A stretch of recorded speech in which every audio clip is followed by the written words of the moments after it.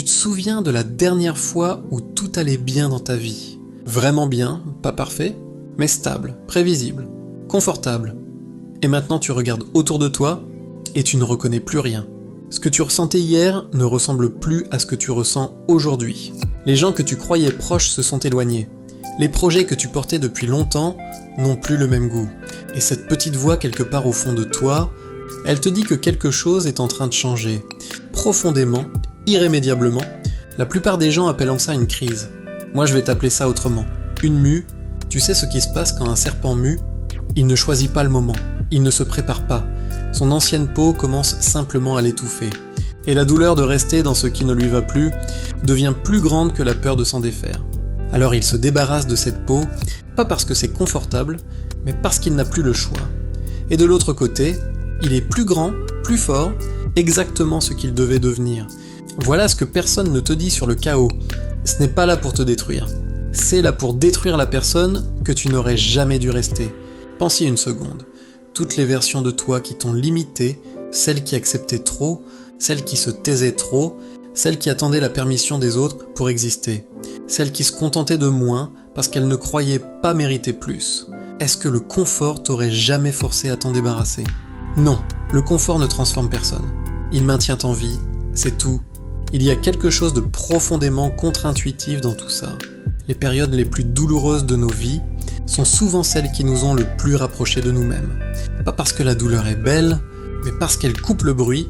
Quand tout va bien, on est occupé. On remplit, on scrolle, on planifie, on évite. Mais quand tout s'effondre, le silence devient obligatoire et dans ce silence, tu entends enfin des choses que tu avais passé des années à noyer. Ce que tu veux vraiment, ce que tu ne supportes plus, ce que tu mérites, ce que tu es. Il y a un art japonais qui s'appelle le kintsugi. Quand un objet se brise, au lieu de le jeter ou de cacher ses fissures, on les répare avec de l'or. Et l'objet réparé ne ressemble plus à l'original. Il est différent, marqué et traversé, mais il vaut infiniment plus. Parce que ces cicatrices racontent quelque chose que la perfection ne peut pas raconter. Elle raconte qu'il a survécu, qu'il a été brisé, et qu'il s'est relevé plus beau qu'avant. Les gens qui ont tout perdu une fois ont rarement peur de perdre à nouveau. Et ça, c'est une liberté que les gens qui n'ont jamais traversé le chaos ne connaissent pas. La peur de perdre est l'une des chaînes les plus lourdes qui existent. Elle t'empêche d'oser, de partir, de recommencer, de choisir toi plutôt que la sécurité. Mais quand tu as déjà tout perdu, et que tu t'es rendu compte que tu t'en es sorti, quelque chose change en toi pour toujours. Tu sais que tu peux survivre. Et cette certitude-là, personne ne peut te l'enlever. Je ne vais pas te promettre que ça va aller vite. Je ne vais pas te dire que demain tout sera différent, parce que ce serait te mentir. Et tu mérites mieux que des mots faciles.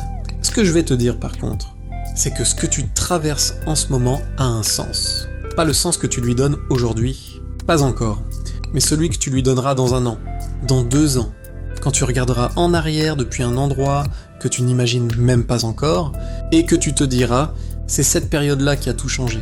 Alors si aujourd'hui, ta vie ressemble à un chantier, si tout semble flou et incertain, si tu te sens entre 2 eaux sans savoir vers quoi nager, je veux que tu gardes une seule chose de cette vidéo. Le chaos n'est pas la preuve que tu as échoué. C'est la preuve que tu es en train de te transformer. Et la transformation, ça ne ressemble jamais à ce qu'on imaginait. Ça ressemble à du désordre, à de la peur, à du doute, jusqu'au moment où ça ressemble à une renaissance. Dis-moi en commentaire, est-ce que tu traverses une période difficile en ce moment? Ou est-ce que tu regardes en arrière et tu vois maintenant le sens d'une période que tu ne comprenais pas à l'époque? Je lis tout, et si cette vidéo peut aider quelqu'un dans ton entourage qui traverse quelque chose de difficile en ce moment, partage-la pour lui. À très vite.